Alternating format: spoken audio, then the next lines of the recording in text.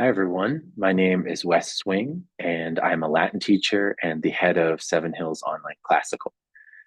Today, I want to give you an introduction to the Latin language and also to kind of give you a sense of how we approach the Latin language at Seven Hills Online Classical.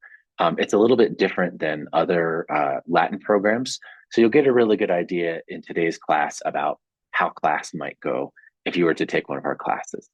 Right off the bat, I want to let you know that our classes are live with teachers on Zoom. So if you were to take one of our classes, you would be able to ask questions, do translations, have class discussions all live. Today's class is just me and you as the listener. So it's not a live class, but as I mentioned before, our classes are live at Seven Hills. So let's jump in. Um, so one thing you might notice is my background. I am sitting in front of a background of Pompeii. There you see, this is essentially the center of town in Pompeii. It's called the Forum. And the Forum was a really important part of daily life if you were a Pompeian. You might go there to shop. You could buy food there. You could buy clothes there, all manner of things. You might go there to vote in elections if you were a citizen. You could also go there to go to one of the temples. Those of you who are familiar with mythology might know that Jupiter, the Roman god Jupiter, is Zeus in Greek mythology. And right behind me, that big column sticking up, that is part of the ruins of the Temple of Jupiter, right in the middle of the Forum. So the Forum was a very important place. Another thing, let's see, behind me on this side, you can't quite see in the picture, is the court called the Basilica. And of course, back over my shoulder is none other than Mount Vesuvius, right? The mountain that famously, just the volcano that's famously destroyed Pompeii in 79. In fact, what it actually did was it covered the city with around 17, 18 feet of pumice and rocks and debris. And essentially, after that, Pompeii was lost for over 1,000 years and was rediscovered 1700s around. They started doing excavations, and now Pompeii is this giant archaeological site that you can visit today. So the reason I have Pompeii in my background is that our first year of Latin class is based on the Cambridge Latin course, which takes place in Pompeii. So we're going to be talking about a Pompeian family, a real Pompeian family, and answering the questions: how did people live in Pompeii? What was their daily life like? What kinds of food did they eat? What were elections like? Where did they go to take a bath? What happened exactly when Mount Vesuvius erupted in 79? That really cataclysmic eruption in terms of Pompeii. So before we jump into the Latin specifically, I want to let you know that at Seven Hills Online Classical, we teach classical Latin. You hear the name classical in our name.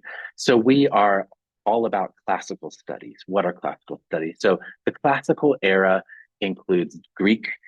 We include Greek, ancient Greece. So we teach ancient Greek classes, Latin, that is classical Latin. So our Latin at Seven Hills is the Latin that maybe Julius Caesar would have spoken, Cicero would have spoken and written. Of course, they both wrote in classical Latin.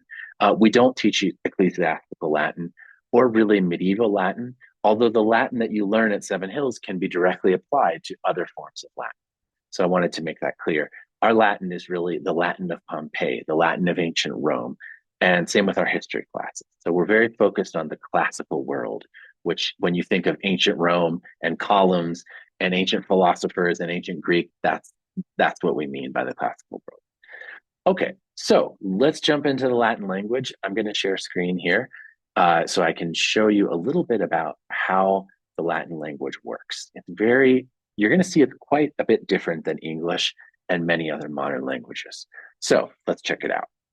Here's an English sentence. I am going to the store. Okay, very simple sentence, very clear. I am going to the store. In Latin, you could write the same sentence. Well, there's no word order in Latin.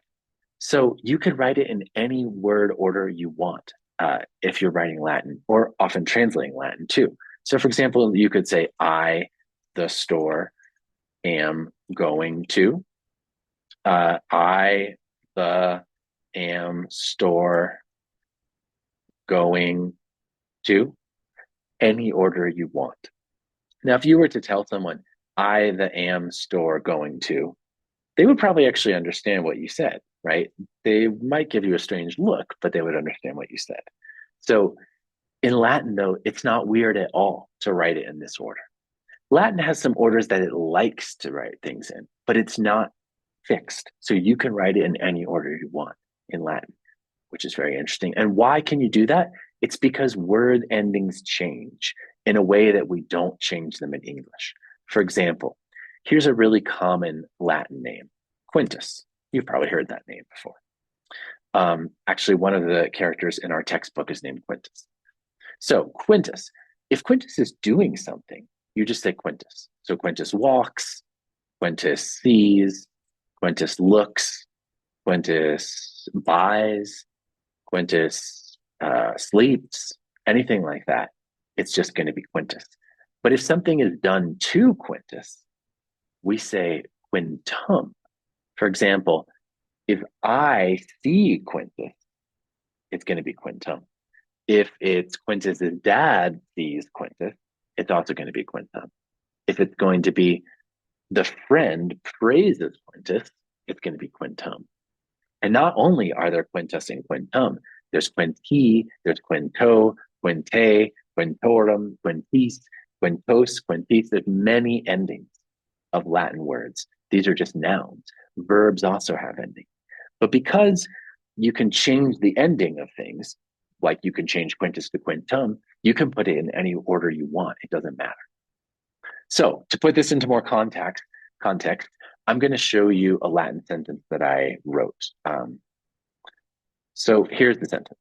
Multi nos mantes circumstant. Okay, this is a real Latin sentence. Well, it's a Latin sentence that I wrote, which makes it real Latin. The grammar is correct.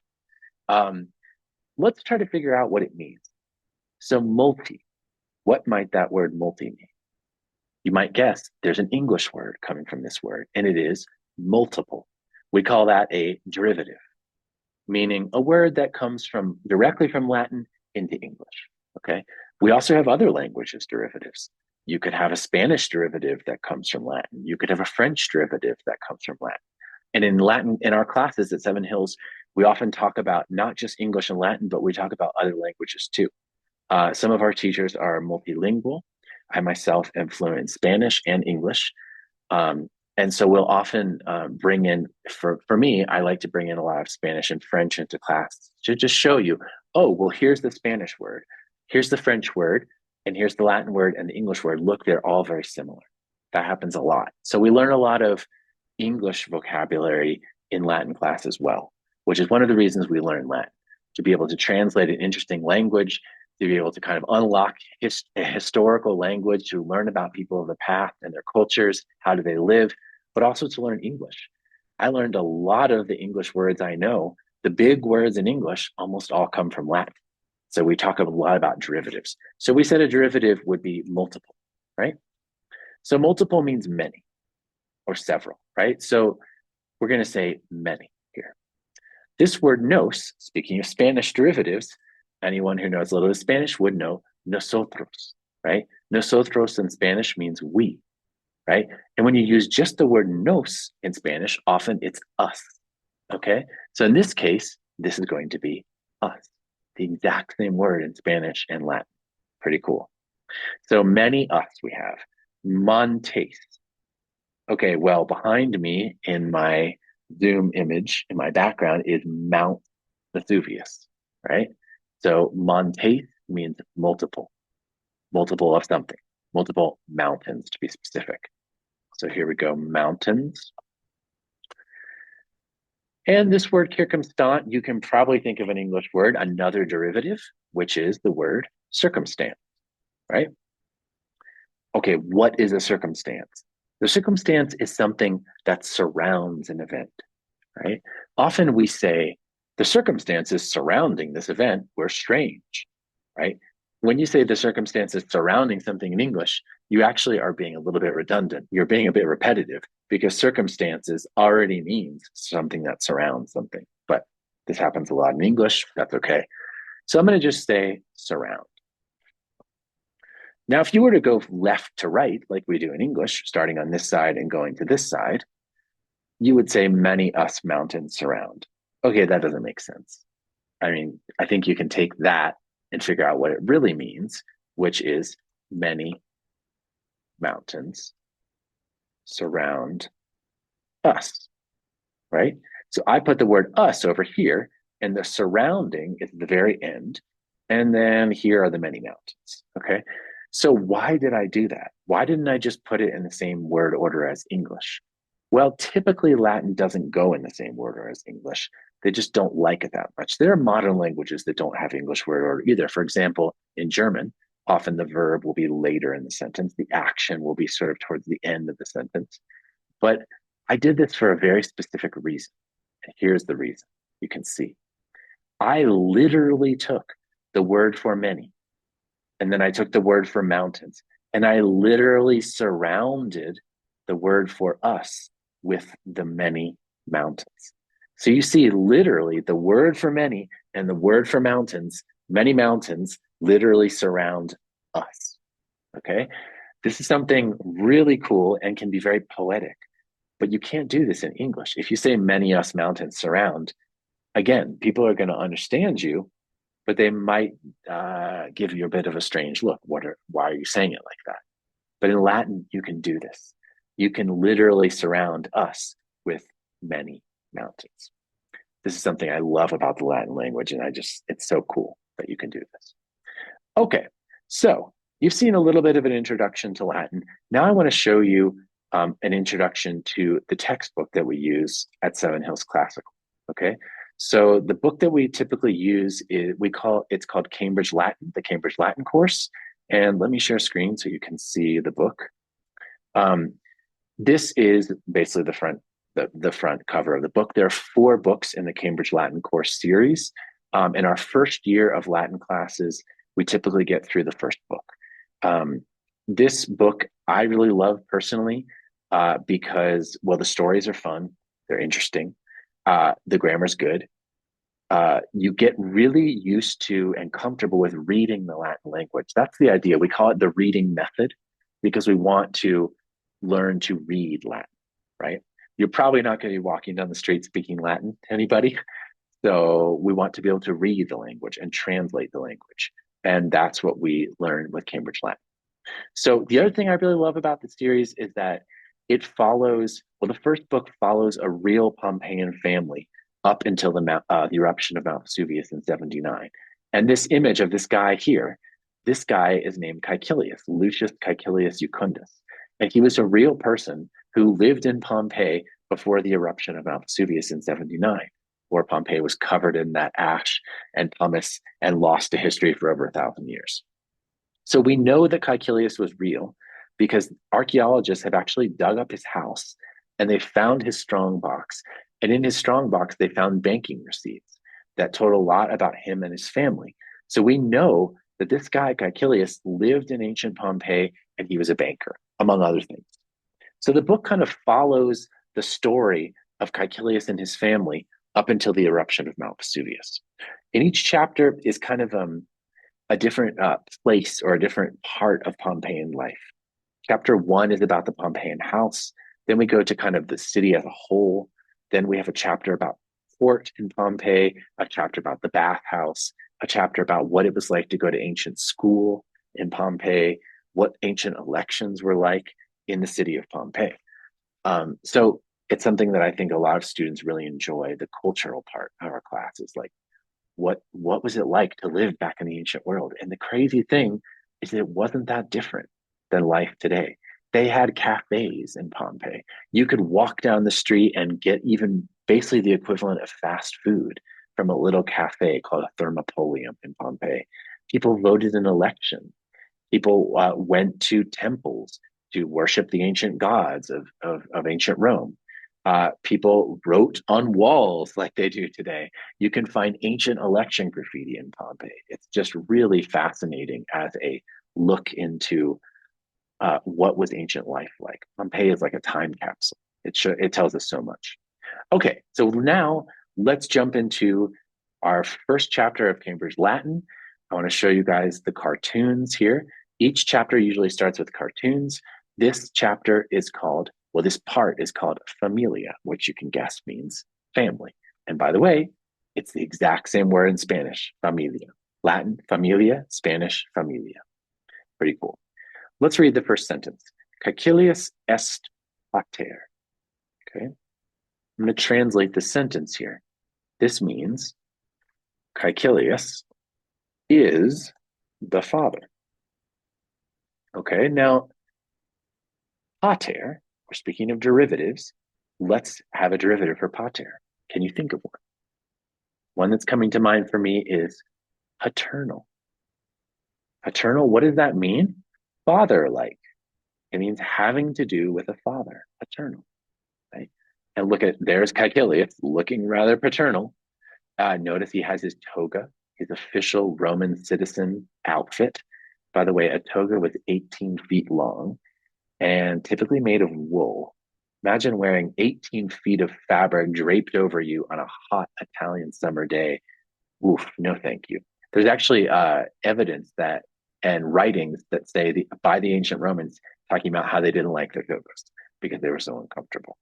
But in the winter, maybe it would be a little bit better. But notice it's kind of hard to use this arm if you have a toga draped over you like that. That's something we would talk more about in class. But so there's Caecilius. Caecilius is the father. Notice another thing, I added the word the into this. There's no Latin word for the in classical Latin. So it just says Caecilius is father. But when we translate it into English, we need to make it make sense in English. So we say Caecilius is the father, right? Okay, let's go on. Number 2, Metella est mater. Well, you can guess what this means. Metella is the mother. Again, another derivative of mater, maternal, having to do with a mother, maternal. Sometimes you hear the phrase maternal instinct, right? That's the instinct of like a mama bear and her cubs. The instinct of a mama bear to protect her cubs is maternal instinct, right? She will very much protect her babies no matter what. Maternal. Okay, so Metella is the mother. By the way, notice Metella is wearing something like a toga, but it's different. This is a dressed version of the toga. We have a stola and a palla, which are part of a like essentially the dress version of a Roman toga. Quintus est filius. Quintus is the son. Notice his outfit. He's wearing a tunica, a tunic. So it's because he's not old enough for his first toga.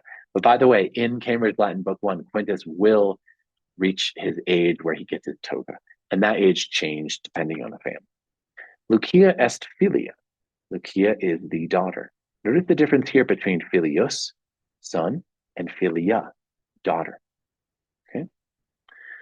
Like other languages, like Spanish and French, Latin has gender, meaning some words are one gender masculine and others could be feminine. There's actually 3 genders in Latin. But we'll talk about that. We would talk about that in class later. Okay, next one. Clemens est servus. And notice, by the way, I didn't say servus. I said servus. Why did I say servus? It's because we're pretty sure that a V in classical Latin actually sounded like a W. Now, we don't have any recordings of ancient Romans speaking Latin, of course.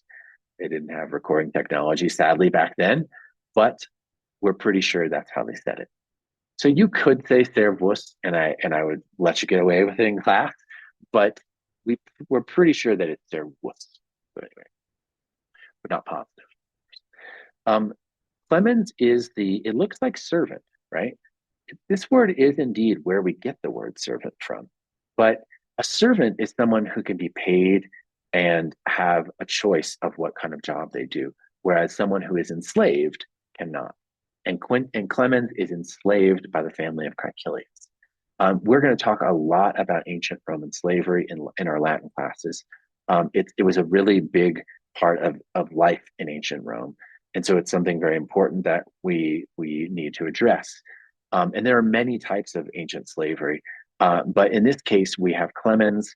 He is enslaved. So you can translate this as Clemens is a slave, or is the slave, or is an enslaved person, right? Because he was a person living in the house of Caecilius. By the way, an interesting thing I want to mention is that Caecilius's own father had been enslaved, the real Caecilius. Caecilius's father became a libertus, which is a freedman. And after he got his freedom, his son was born Caecilius as a full Roman citizen. But the fact that Caecilius himself had enslaved people that lived in his house and worked for him tells you how common slavery was since his own father had been enslaved. I always find that detail very surprising, but that tells you a lot about what ancient slavery was like, which we'll talk a lot more about in class. Let's go on. Grumio est cocuus. Grumio is the cook, right? You can see his little frying pan there. Cerberus est canis. Now, for those of you who like mythology, which I expect are many of you, if you've read Percy Jackson, if you like mythology in general, Cerberus, of course, is the three-headed dog that guards the underworld in ancient mythology. And they named the dog Cerberus as kind of a funny name. But yeah, we call him Cerberus is the dog. And notice a derivative for canis is, of course, canine, right? Your canine teeth. That comes directly from Latin. Pretty cool. Okay, so we've met the family, the extended family of Caecilius. And then the next part of this chapter goes into the rooms of the Roman house. So here's Caecilius working in his study. Here's Metella in the atrium, which is like a living room, a reception room. Here's Quintus in the triclinium, the dining room. Notice he's lying down to eat dinner. That's something the Romans actually did. When you had a formal meal, you might lie down to eat, which is, I've actually tried it before. It's not super comfortable. Well, for me, it's not comfortable, but I'm guessing the Romans were used to it because they often dined that way. And so there's Quintus. Lucia is in the garden, ortho, word for garden. Clemens is in the bedroom, called a cubiculum. Grumio, of course, in the kitchen. He's the cook. Culina, that's where we get the word culinary from in English. Cerberus is in the street. Cerberus est in via. So we've met the family. We've seen basically what the rooms of the Roman house are like. We, of course, would talk a lot more detail about all this stuff in class, but I'm just giving you an introduction. So next, what I want to show you is actually what Pompeii looks like. Well, you can see from my background what the forum looks like, right? But now I want to show you this really cool thing you can do on Google Maps. So you can do this on your computer at home too, and I highly recommend it. Go to Google Maps, search for Archaeological Park of Pompeii, and here you have it. This is Pompeii today as you can visit it. I've been to Pompeii a couple times. I very, very, very much recommend if you ever get the chance to go to Pompeii. If you're in Italy, you should really go there because it is just incredible. Whether or not you take Latin, it's incredible. It's a whole city. It's an ancient city, and you can walk around. You can go into shops. You can look into ancient buildings. You can go into the ancient temples. You can go into people's homes. Some of the homes are restored a bit, so you can see what it might have actually looked like back then. But let's take our little Google person here, and we're going to drop them down into the middle of the Forum of Pompeii. So we talked about the Forum as my background, but now you get a better look. Here we are in the Forum of Pompeii. We can notice a few things. Well, we talked about this is the Temple of Jupiter, back right here, a very much imposing building in the middle of the Forum, right? Down here at this end, there was a law court. You can barely see, but there's some of the outlines. Because there's two layers of columns, we can be pretty sure that they were two levels, probably a covered walkway all the way down, two levels of that, full of shops and restaurants and things like that. What do we have back here? The notorious Mount Vesuvius.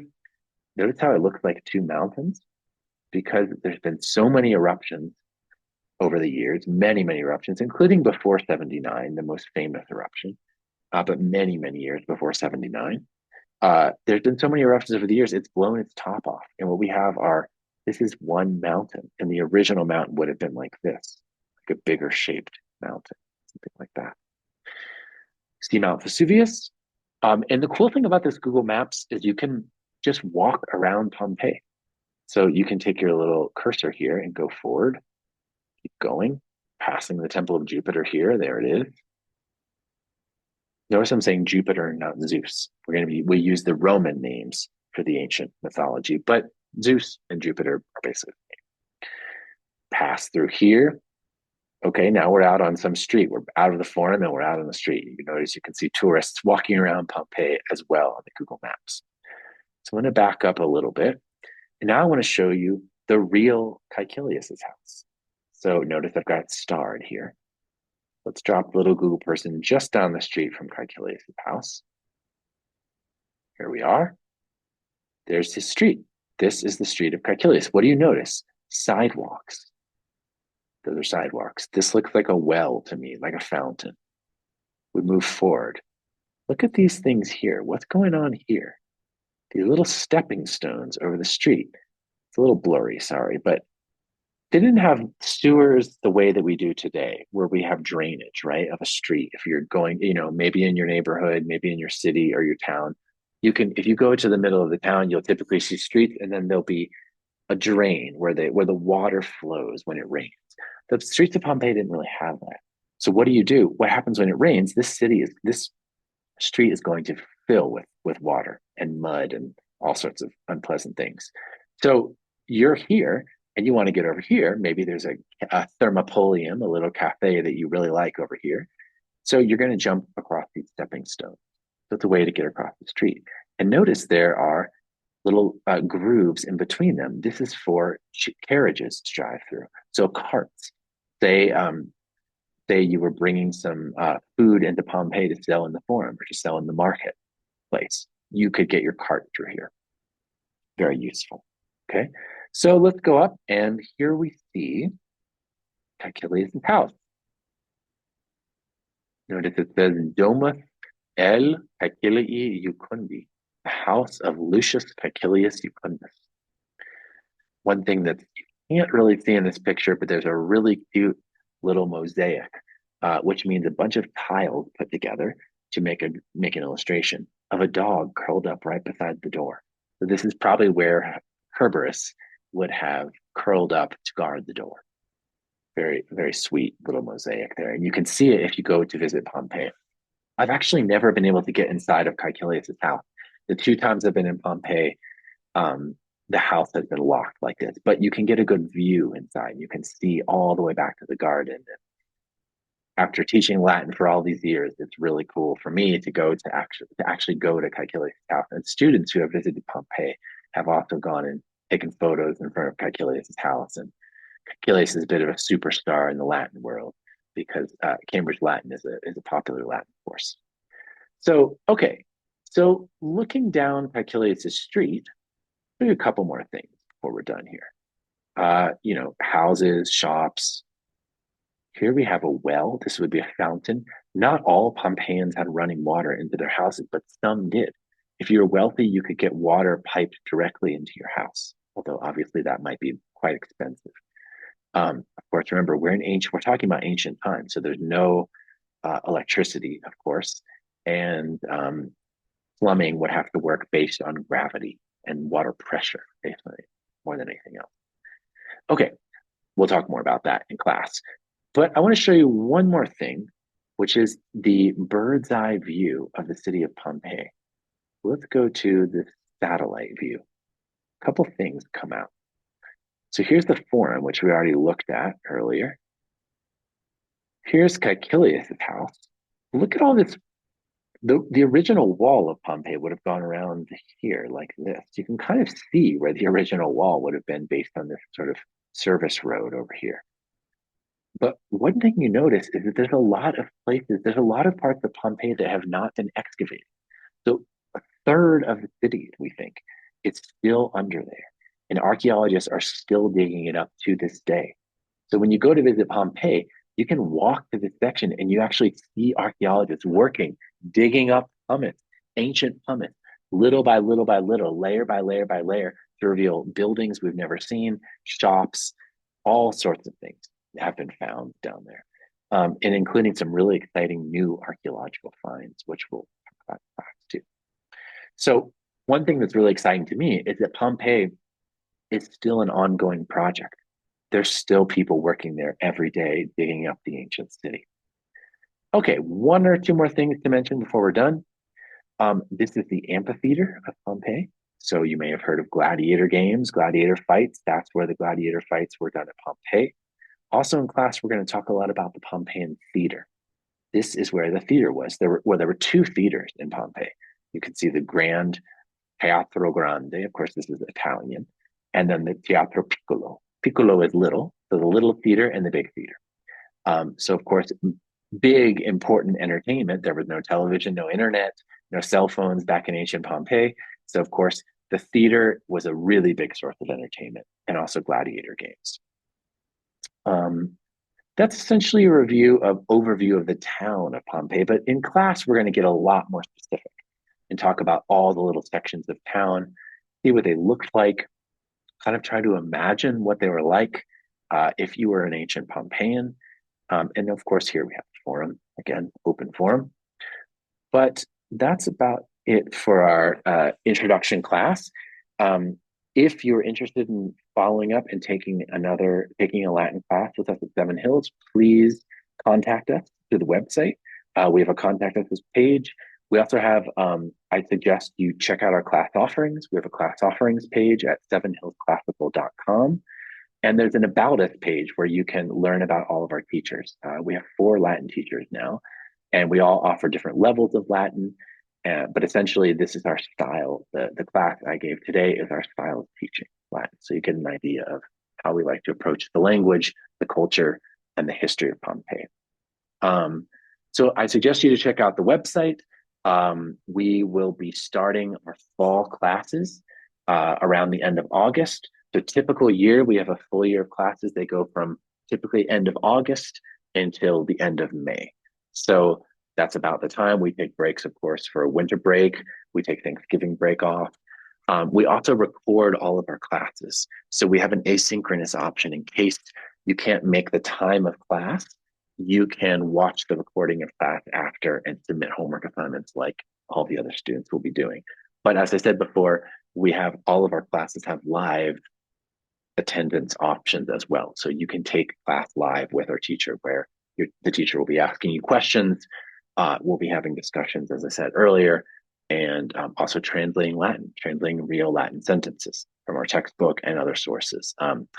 I and other teachers have also written a bunch of Latin stories to go along with our textbook stories. So we even have material, a lot of extra material that we Seven Hills teachers have created. In addition to Latin classes, we have ancient Greek classes, philosophy, ancient literature. Typically, our literature series is we offer Homer's Odyssey in the fall and Homer's Iliad in the spring. So we will read through the entire Odyssey and in 24 classes discuss each book of the Odyssey. And by the way, this is in English, not in ancient Greek. A few of our students are reading the Iliad in ancient Greek right now, but we don't expect that. That's takes years to prepare for. But so we offer these literature classes, philosophy. We also offer mythology for younger kids and for older kids. We offer creative writing that's creative writing based on classical themes. And occasionally we offer an ancient archaeology class. We have one of our teachers who is a trained archaeologist who talks about the really nitty gritty of the archaeology and the science of archaeology in Pompeii and other places in the ancient world. So please feel free to reach out with any questions. Again, my name is Wes, and we will be in touch and hope to see you in a Latin class or any of our other classes. So before I leave, I'm going to say goodbye in Latin, which is valete. If you say goodbye to multiple people, you say valete. If you say goodbye to one person, you say vale. So I say valete omnes. Goodbye, everyone. Thank you for checking out the trial class and hope to see you in our regular classes. Goodbye.